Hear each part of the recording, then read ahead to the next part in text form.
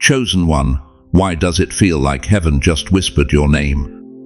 Why did your thumb stop scrolling at this exact second? Why does the air around you suddenly feel different, like something invisible just leaned in close and said, "Pay attention. This matters more than you know." What if I told you that this isn't a coincidence? What if right now, in this very moment, eternity just interrupted your timeline because there's something you need to hear before it's too late? Listen to me carefully. Don't scroll, don't look away. Not now, not at this moment. Because what I'm about to tell you isn't just another sermon. This is a summons. Heaven has stopped the clock over your life, and the question burning in the throne room right now is this: will you hear it? Or will you spend the rest of your days wondering what you missed? I need you to understand something that's going to shake you to your core. There are divine interruptions, moments when God Himself reaches through the noise of this world and arrests your attention. This is one of those moments. Your spirit knows it. That's why you can't look away. That's why your heart is already racing.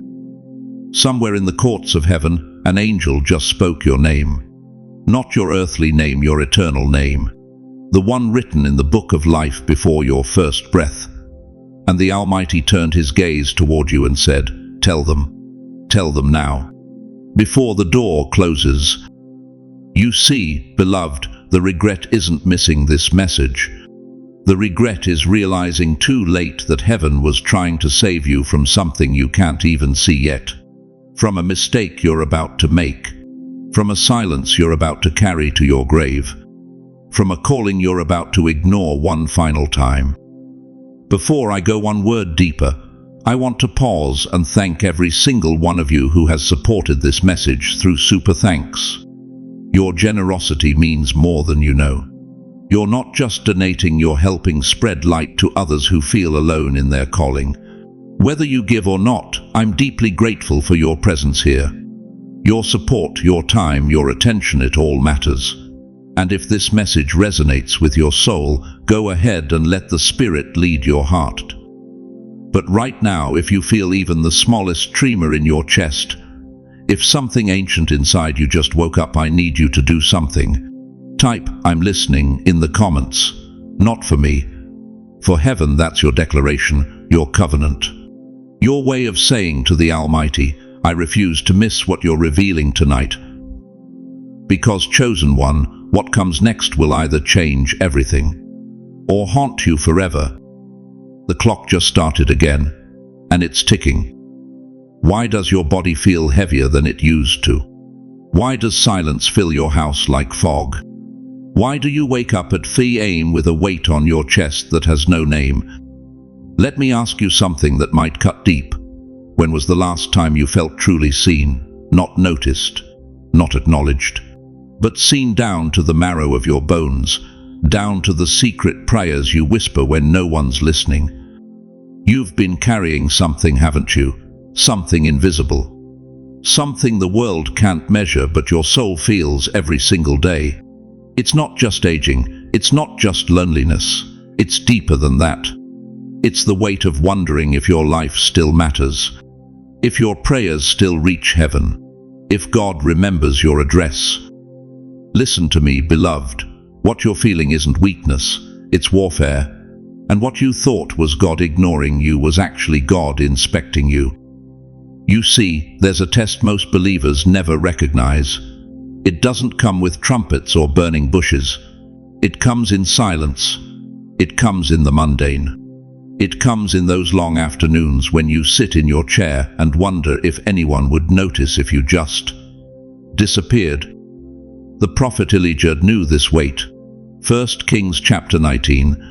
This wasn't some weak man. This was the prophet who called down fire from heaven, who shut the sky for 3 years, who faced down 450 false prophets and won. But after his greatest victory, we find him collapsed under a broom tree, begging God to let him die. "I have had enough, Lord," he cried. "Take my life." Does that sound familiar?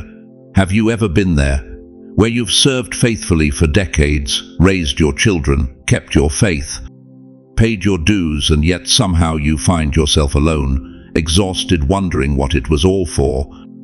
That broom tree moment. That's where heaven does its deepest work. Because here's what the enemy doesn't want you to know.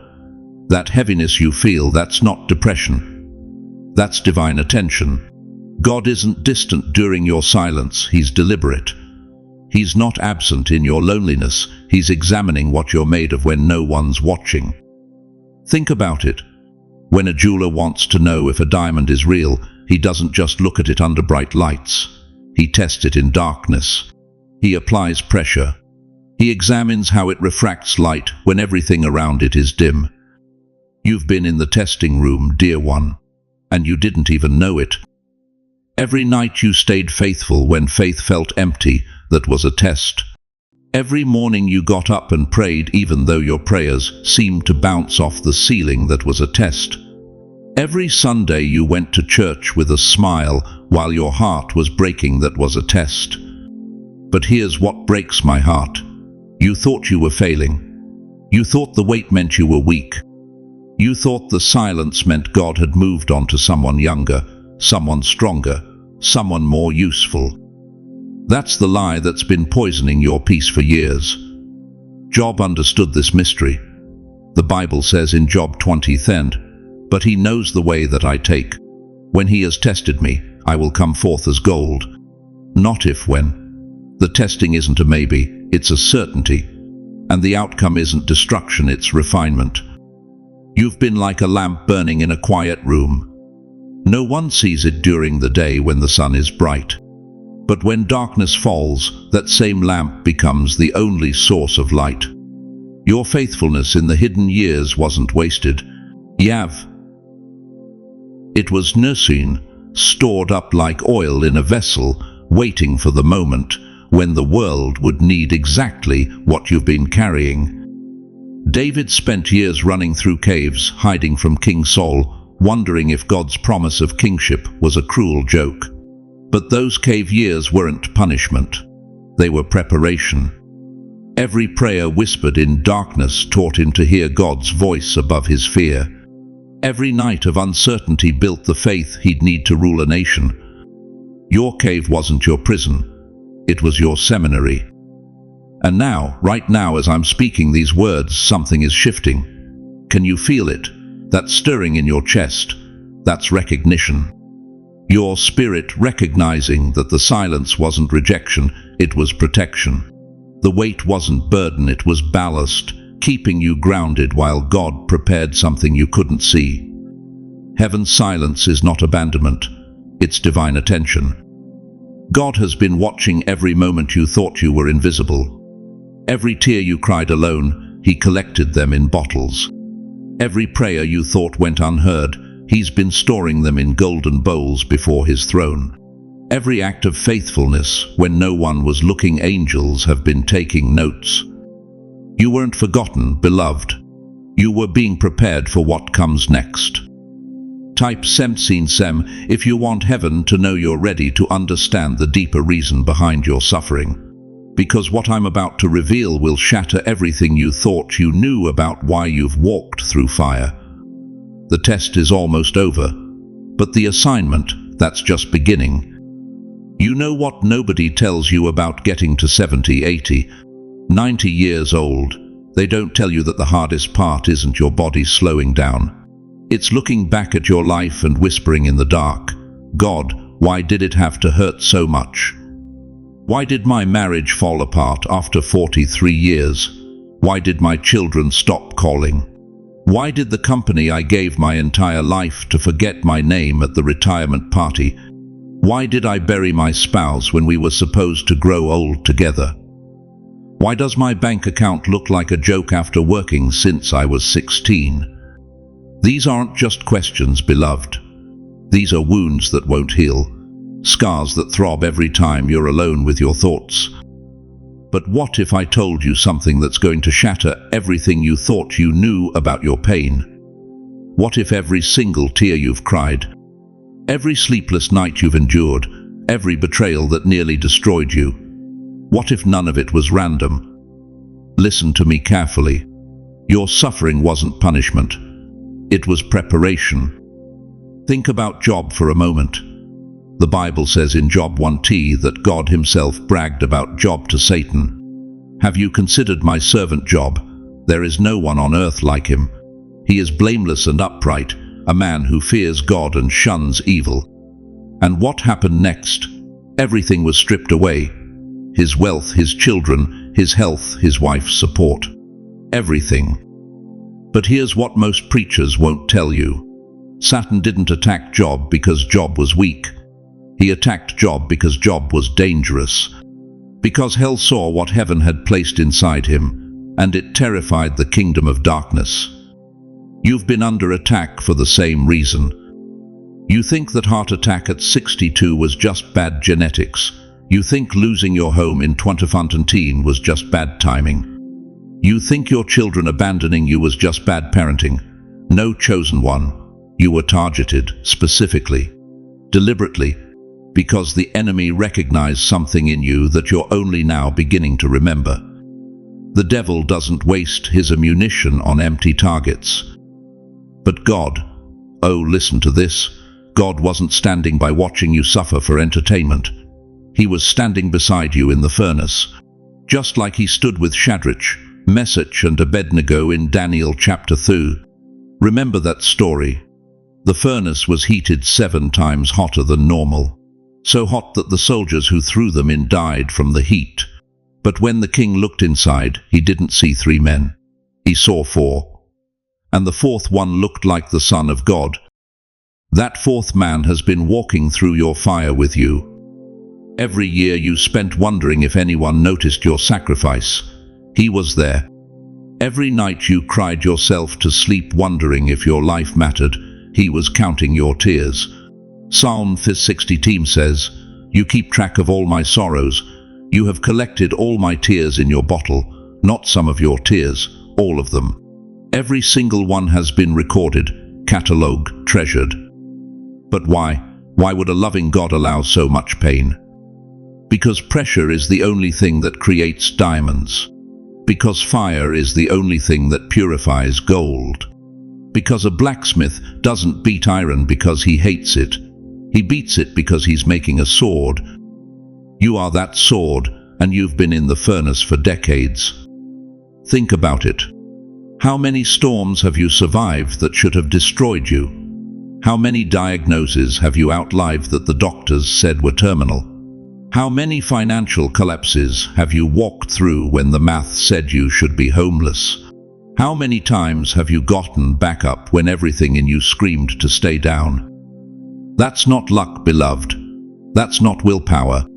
That's divine preparation for an assignment so significant that it required every ounce of refinement you've endured. Romans 5:3-4 tells us, "We also glory in our sufferings, because we know that suffering produces perseverance. Perseverance, character. And character, hope." But do you see the progression? Suffering wasn't the end. It was the beginning. Every trial was building something inside you that comfort could never create. Every loss was carving out capacity for glory. Every betrayal was teaching you discernment. Every financial struggle was proving that your security doesn't come from a bank account.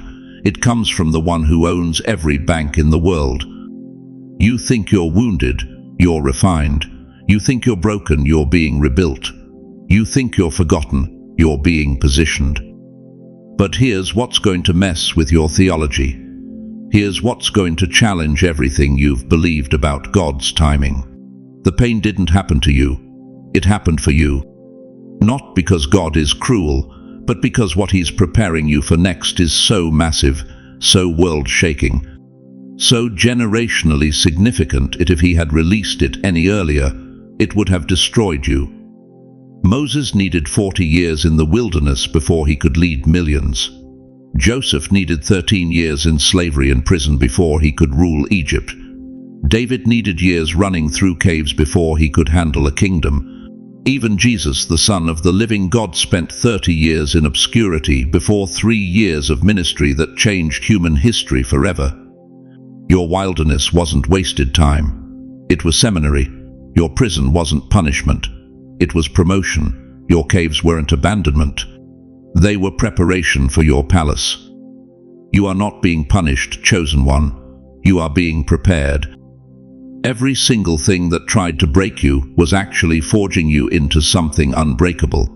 Every person who betrayed you was teaching you to trust God alone. Every door that slammed shut was protecting you from settling for less than His best. Every year you felt invisible was God hiding you from assignments that would have come too soon and destroyed the very destiny He was building. Say it out loud right now wherever you are. Lord, I understand. Let heaven see your agreement. Because when you finally understand that your pain had purpose, everything shifts. The bitterness becomes blessing. The wounds become wisdom. The scars become your credentials for the assignment that's been waiting for you since before you were born. But the question that will determine your entire future is this. Now that you know your suffering was preparation and not punishment, what are you going to do with the weapon God's been forging in your life? You know what breaks my heart? It's when I meet people in their 70s and 80s who whisper to me, I think I missed my chance. I think God's done with me. And every time I hear those words, something in my spirit wants to shout. Are you kidding me? You think the God who created the universe is done with you because you've got some gray hair and a few wrinkles? Listen to me carefully. The waiting wasn't punishment. It was preparation. Every unanswered prayer you've cried over for the last 40 years. Every door that slammed in your face when you were certain it was supposed to open. Every relationship that fell apart when you thought it was God's will. Every dream that died when you needed it most. What if I told you that every single delay was God's hand literally pulling you back from a cliff you couldn't see? You thought you were being forgotten. God was building your foundation. Think about Abraham for a moment. 75 years old when God called him to leave everything and start fresh. 75. Most people are thinking about retirement villages, and God hands him the biggest assignment in human history. But here's what most people miss. Abraham was 100 years old when Isaac was born. 100. Sarah was 90. They were way past social security age when God said, "Now I'm going to fulfill my promise." Why the delay? Why didn't God give them Isaac when Abraham was 25 and full of strength? When Sarah's body was young and capable? Because if God gave it earlier, it would have crushed you. But now it will crown you. You see, beloved, a 25-year-old Abraham would have taken credit. He would have built his own kingdom on his own strength and called it God's blessing. But a 100-year-old Abraham, that man knew beyond any shadow of doubt that Isaac was pure miracle. There was no room for ego, no space for self-congratulation, only gratitude for a God who does the impossible.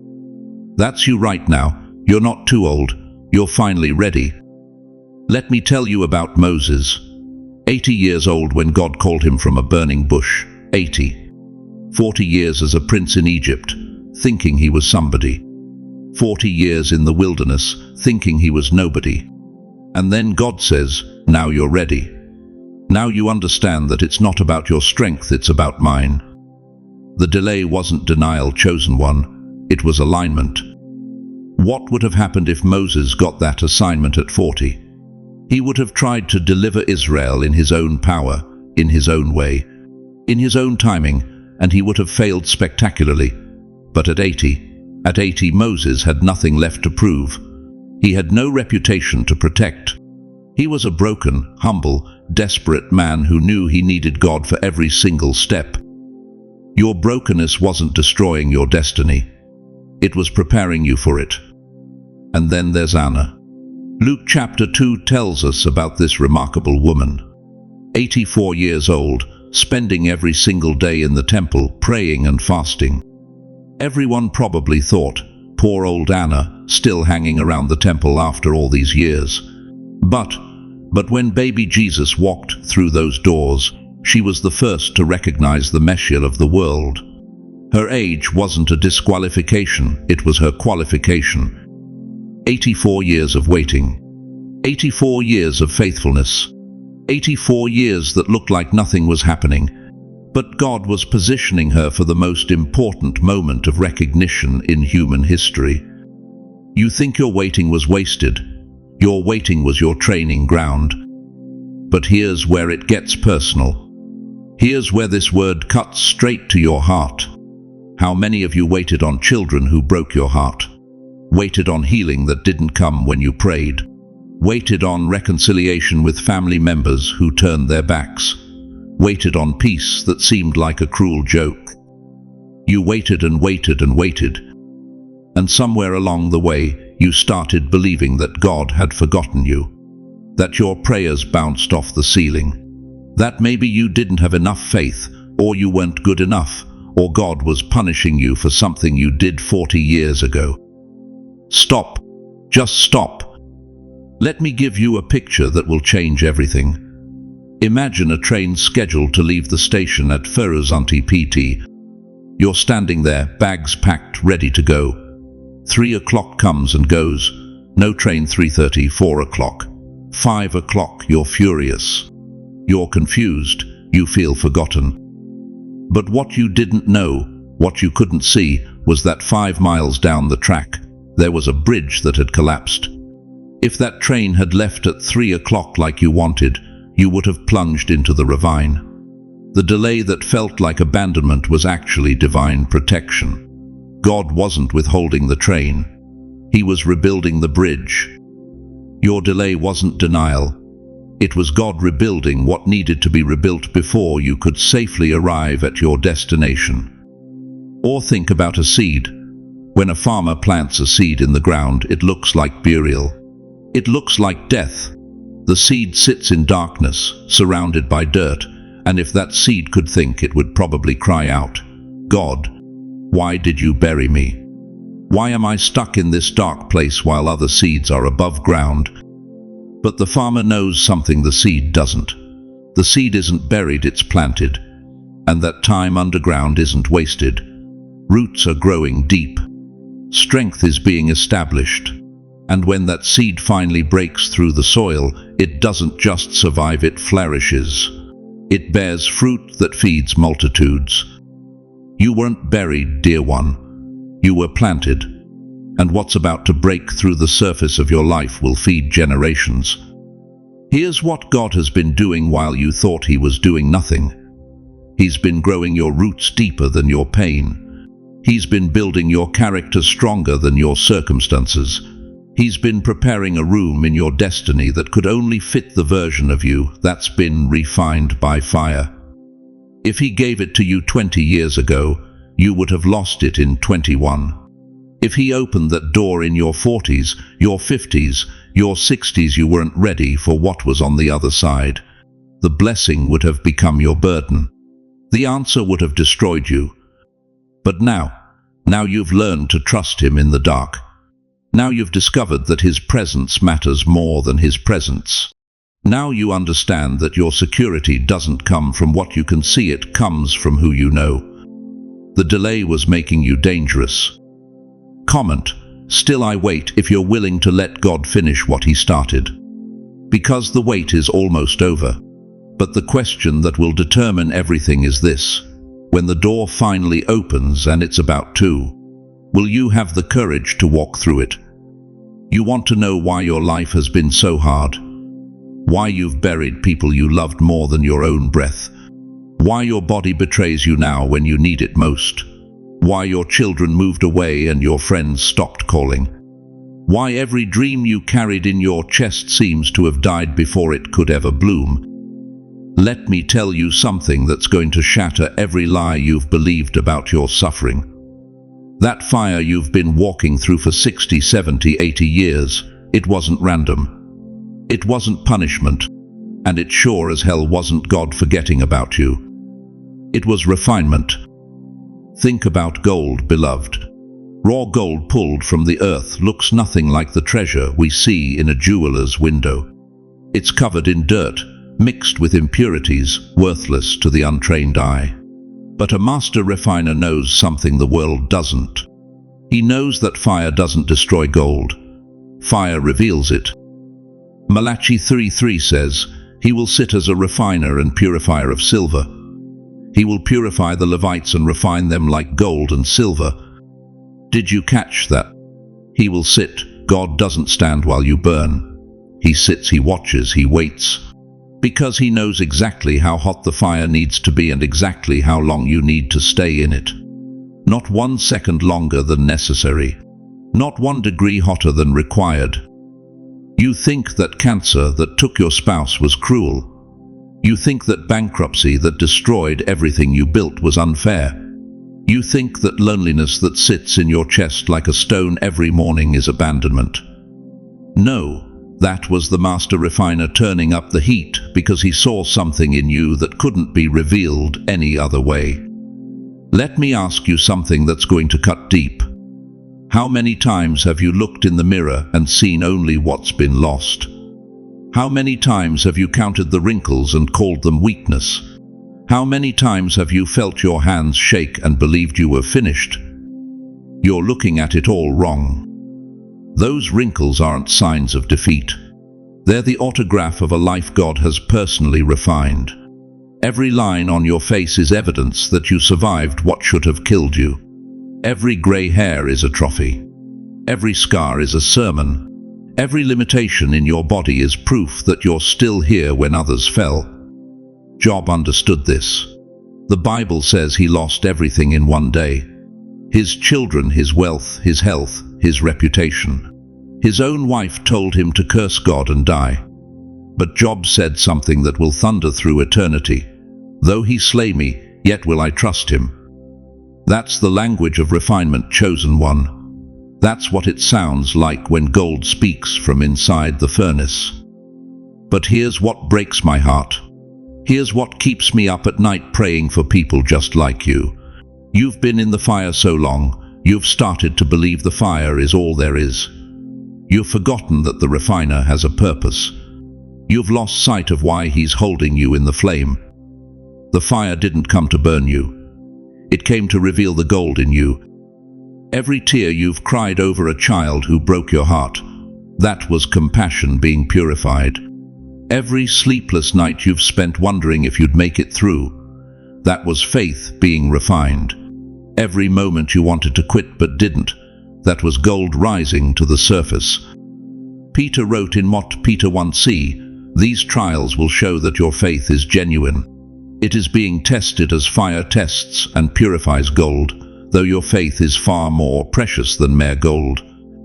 More precious than gold, your faith, your endurance, your refusal to give up when giving up would have been easier.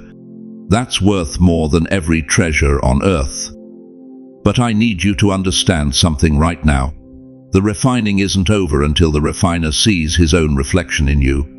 That's how you know the process is complete. When your life becomes a mirror that shows the world what God looks like. And you know what? You're almost there.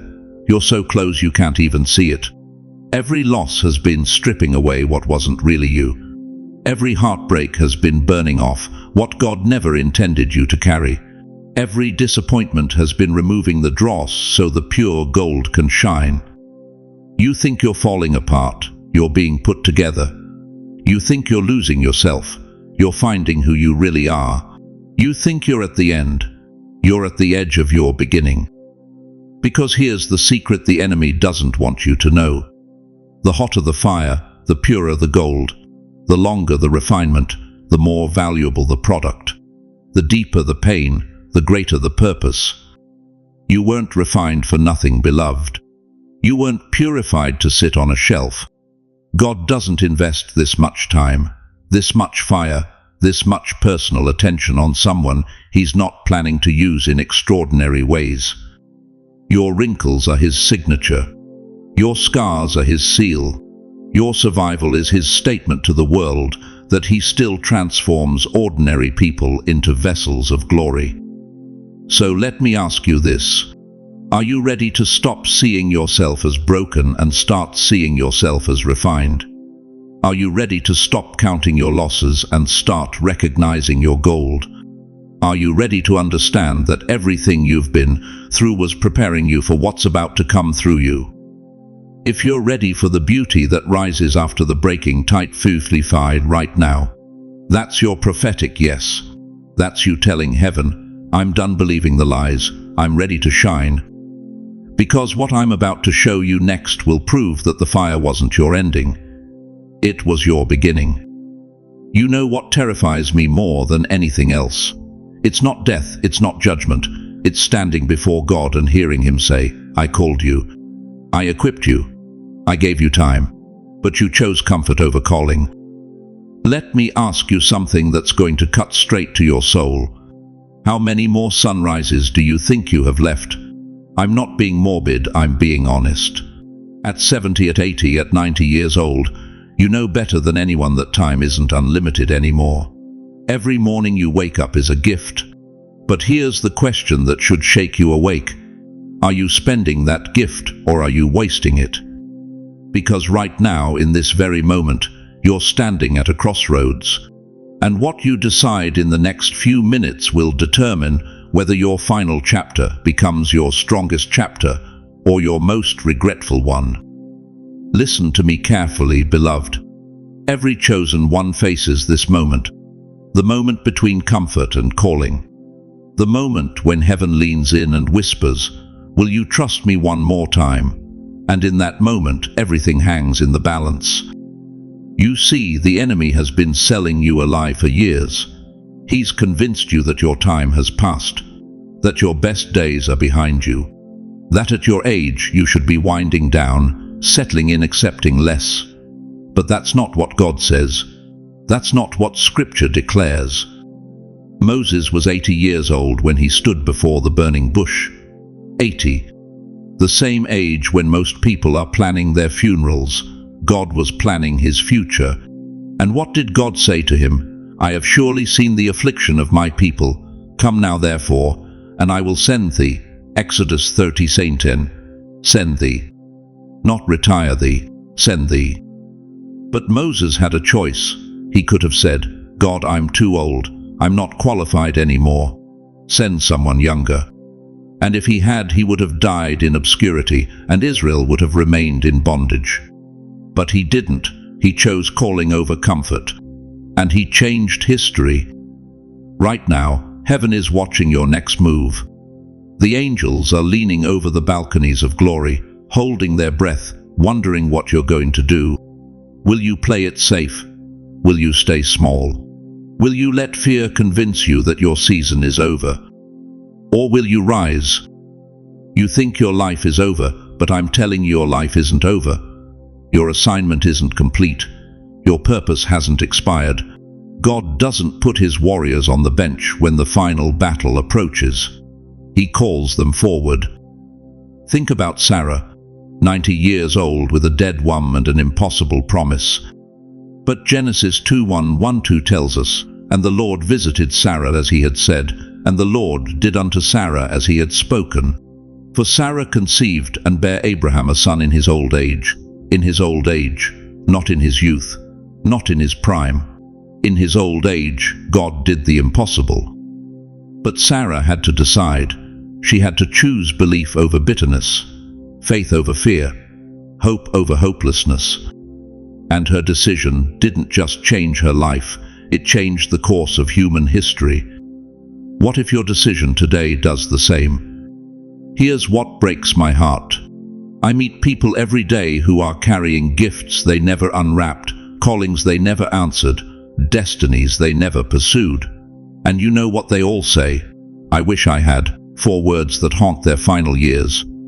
I wish I had trusted God. I wish I had taken that step. I wish I had said yes. But regret isn't about missing the message, beloved. Regret is about hearing it clearly and choosing to ignore it anyway. You're hearing it now. You feel it in your chest, that stirring, that knowing, that voice that won't shut up no matter how hard you try to drown it out. That's not your imagination. That's the Holy Spirit saying, this is your moment. Don't miss it. Destiny is not discovered. Destiny is decided. You don't stumble into your calling. You don't accidentally walk into your purpose. You make a choice. A deliberate, intentional, terrifying choice to say, "Yes, Lord, even at my age, even with my limitations, even though I don't understand how. Yes." Joshua was old when God told him in Joshua 1 and 2, "Moses, my servant, is dead. Now therefore arise, go over this Jordan, arise, not retire, not step back, arise, because age has never been God's limitation. It's always been our excuse." Right now you have a choice. You can close this video and go back to your comfortable routine, back to your safe life, back to your small dreams. And maybe you'll be fine. Maybe you'll make it to the end without too much discomfort. But you'll always wonder, in your quiet moments, in the middle of the night, in those last days when your life flashes before your eyes, you'll wonder what could have been if you just had the courage to say yes. Or you can make this moment count. You can draw a line in the sand and declare that your final chapter will be your finest chapter, that your last years will be your most powerful years, that what the world calls decline, heaven calls deployment. The crossroads is here. The decision is yours. But understand this: heaven is recording your answer. Your legacy is being written in real time, and what you decide right now will echo through eternity. Before we move on, I need you to do something. If you're ready to stop playing it safe, if you're ready to answer the call no matter how impossible it seems, if you're ready to let your final chapter shake the foundations of hell itself, write "Yes, Lord" in the comments. Make it public. Make it prophetic. Let heaven and earth know that you refuse to die with your music still inside you. Because what comes next requires a decision. And chosen one, the clock is ticking. You know what breaks my heart? It's the look in your eyes when you think nobody's paying attention anymore. I see you sitting there 70, 80, maybe 90 years old, and you've started to believe a lie. The lie that says your best years are behind you. The lie that whispers you've become invisible. The lie that says all those decades of sacrifice, all those prayers whispered in the dark, all those tears cried in secret. Nobody saw. Nobody cared. Nobody remembers. But what if I told you that every single moment, every sacrifice you thought went unnoticed, every prayer you thought bounced off the ceiling, every tear that rolled down your cheek at 4 a.m. when the world was sleeping, what if all of it was being recorded? Listen to me carefully, beloved. You are not unseen. You have never been unseen. Malachi 3:6 says something that should stop you in your tracks. Then those who feared the Lord talked with each other, and the Lord listened and heard. A scroll of remembrance was written in his presence concerning those who feared the Lord and honored his name. A scroll of remembrance. Do you understand what that means? Heaven has been keeping a record. Not of your failures, grace covered those. Not of your mistakes, mercy erased those. But of every act of faithfulness when nobody was watching. Every moment you chose obedience over comfort. Every time you got on your knees when your body was screaming to stay in bed. There's an angel assigned to your life who has been writing reports that will be read at the judgment seat of Christ.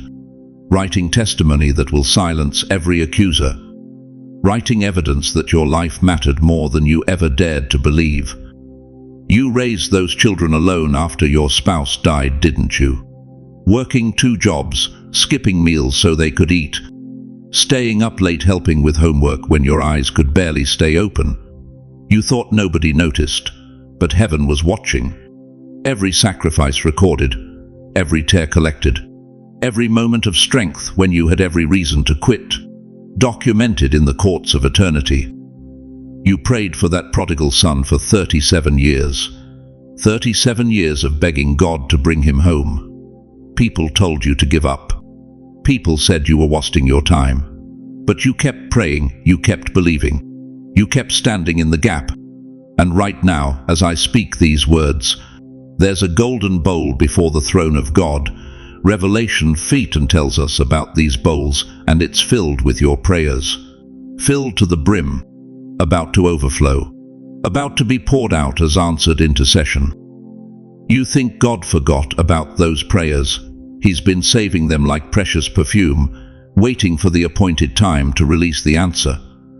Think about this for a moment. Picture a father watching his child from the doorway. The child is in their room, doing their homework, being obedient, choosing right when nobody's forcing them to. The child doesn't know the father is watching. But the father sees everything, and his heart swells with pride because his child is choosing well even when they think they're alone. That's you, chosen one. That's your story. God has been standing in the doorway of your life, watching every moment of private obedience, every act of secret faithfulness, every choice to do right when the whole world was doing wrong. Matthew 6:6 declares, "But when you pray, go into your room, close the door and pray to your Father, who is unseen. Then your Father, who sees what is done in secret, will reward you." What is done in secret? The Father sees it, records it, remembers it, and He will reward it. But here's what devastates me. Here's what makes my spirit weep. So many of you have lived your entire lives feeling overlooked, feeling forgotten, feeling like your sacrifice didn't matter because the world never applauded it. Your children moved away and call once a month if you're lucky. Your church replaced you with younger volunteers. Your community doesn't ask your opinion anymore. The world has made you feel like you're taking up space instead of recognizing that you're holding up the heavens with your prayers. But beloved, hear the voice of the Lord speaking over you right now. You were never overlooked. You were observed. There is a vast difference between being overlooked and being observed. When you're overlooked, you're dismissed, forgotten, treated as irrelevant. But when you're observed, you're being studied, watched, documented because what you're doing matters. Because who you are carries weight. Because your faithfulness is so rare, so precious, so powerful that heaven itself cannot look away. Every morning you woke up and chose to trust God, one more day observed. Every time you forgave when bitterness would have been easier observed. Every moment you praised Him through the pain, worshipped through the waiting, believed through the disappointment observed, recorded, treasured. Psalm 16 says, "You keep track of all my sorrows. You have collected all my tears in your bottle. You have recorded each one in your book." God doesn't just see your tears. He collects them. He bottles them. He catalogs them. Because to Him, your pain is so precious that He refuses to let even one tear disappear into the void. The world might have forgotten your name, but heaven has it engraved on the palms of His hands. Your children might not call, but the Father never stops watching. Your community might not honor you, but the cloud of witnesses is cheering you on. You are not invisible, dear one. You are radiating with a glory the natural eye cannot see. You are carrying an anointing that this generation desperately needs, but doesn't know how to recognize. You are walking proof that faithfulness still exists, that integrity still matters, that there are still people who will serve God even when nobody's handing out awards. And right now, this very moment, the Father is leaning forward on His throne, looking at the angel assigned to your life, and saying, "Keep watching. Keep recording. Because what they're about to step into will require every lesson they've learned in secret. Their finest hour is not behind them. It's ahead of them." If you feel the weight of this truth settling on your shoulders, if something in your spirit is confirming that you have been observed all along, then type "I still stand" in the comments. Declare to heaven and earth that your spirit is unbroken, your faith is unshaken, and you refuse to believe the lie that your life doesn't matter. Because, chosen one, everything you thought was hidden is about to be revealed. And the world is about to discover what heaven has known all along. Beloved, we've walked a long road together tonight. You've felt the weight of your testing. You've seen the purpose behind your delay. You've recognized the fire that's been refining you when you thought it was destroying you. You've heard the calling that's been whispering your name since before you drew your first breath. And now you stand at the threshold of your destiny. But I need to tell you something that's going to cut straight to your soul. This moment right here, this exact second you're hearing my voice, is not just another moment in your life. This is the moment.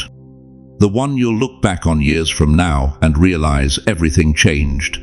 The one where heaven gave you a choice that would determine not just your future, but the future of everyone connected to your obedience. And the question that's burning in the throne room right now is this: what will you do with what you've heard? You see, chosen one, knowledge without action is just information. Revelation without response is just entertainment. And I'm terrified, absolutely terrified, that some of you will close this video, go back to your regular lives, and in 5 years, 10 years, or on your deathbed, you'll remember this night. You'll remember the stirring in your chest. You'll remember the tears that came without warning. You'll remember that God Himself interrupted your timeline to tell you something you desperately needed to hear. And the regret won't be that you didn't understand. The regret will be that you understood perfectly, but you didn't move. Listen to what Hebrews 13:5 warns us. Today, if you hear His voice, do not harden your hearts. Not tomorrow. Not next week. Not when you feel more ready. Today. Because there are some doors in the kingdom that only open once. There are some divine appointments that don't get rescheduled. There are some moments when God speaks, and if you don't respond, the opportunity passes. How many burning bushes have you walked past in your lifetime? How many times has heaven tried to get your attention, but you were too busy, too distracted, too comfortable in your routine? How many prophetic moments have you missed because you convinced yourself you'd deal with it later? But what if there is no later? What if this is your last invitation to step into everything God has been preparing you for? What if your next breath isn't guaranteed, and the assignment you're carrying dies with you because you chose comfort over calling? I'm not trying to scare you. I'm trying to save you from the most devastating feeling a human can experience, the realization that you had your chance and you let it slip through your fingers.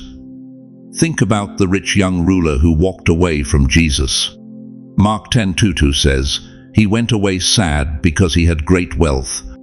He heard the voice of God in human form. He stood face to face with his Messiah. He received a personal invitation to follow the Son of God. And he said no. Not because he didn't believe, not because he didn't recognize who Jesus was, but because the cost felt too high in that moment. Do you think he ever regretted that decision? Do you think there were nights when he lay awake, staring at the ceiling, wondering what his life would have been like if he'd said yes? Do you think on his deathbed, surrounded by all his possessions, he finally understood that he'd traded eternal significance for temporary comfort? Don't be him, chosen one. Don't be the one who walks away sad. Because here's what I know about you. You didn't stumble onto this message by accident. Your thumb didn't just happen to stop scrolling. Your spirit didn't randomly start stirring. God orchestrated this divine collision between your desperation and His declaration because He sees something in you that you've stopped seeing in yourself. You think you're too old, but He sees someone who's finally wise enough to be trusted with kingdom authority. You think you've made too many mistakes, but He sees someone who understands grace because they've needed it. You think your best days are behind you, but He sees someone whose greatest chapter is about to begin. Deuteronomy 30:19 gives us this sobering choice. I have set before you life and death, blessings and curses. Now choose life so that you and your children may live. God doesn't force obedience. He offers invitation. And the choice you make in the next 24 hours will ripple through generations you'll never meet. But here's the hope that should flood your soul right now. Heaven didn't bring you this far to let you fail now. Every tear you've cried, every battle you fought, every night you wanted to give up but didn't, was all leading to this moment when God looks at you and says, now, this is your time. This is your hour. This is your moment to rise. Your story is not done, beloved. The pen is still moving, the ink is still wet, and the author of your faith is writing a chapter so magnificent that angels will lean in to watch what happens next. So I'm asking you, no, I'm begging you, don't let this moment pass. Don't close this video and go back to sleep. Don't silence the voice that's been calling your name since before time began. If this message has shaken something loose in your spirit, hit that like button right now. Not for me, for you, as a declaration that you're stepping into what God is releasing. Share this forward, because someone in your life needs to hear this too. Someone is one message away from their awakening, and you might be the vessel God uses to deliver it. And subscribe to this channel, because from this day forward, heaven is going to send you confirmations you cannot afford to miss. This isn't the end of our journey together. This is the beginning. You are chosen for more. Your calling is real. Your destiny is waiting. Now go and become who you've always been,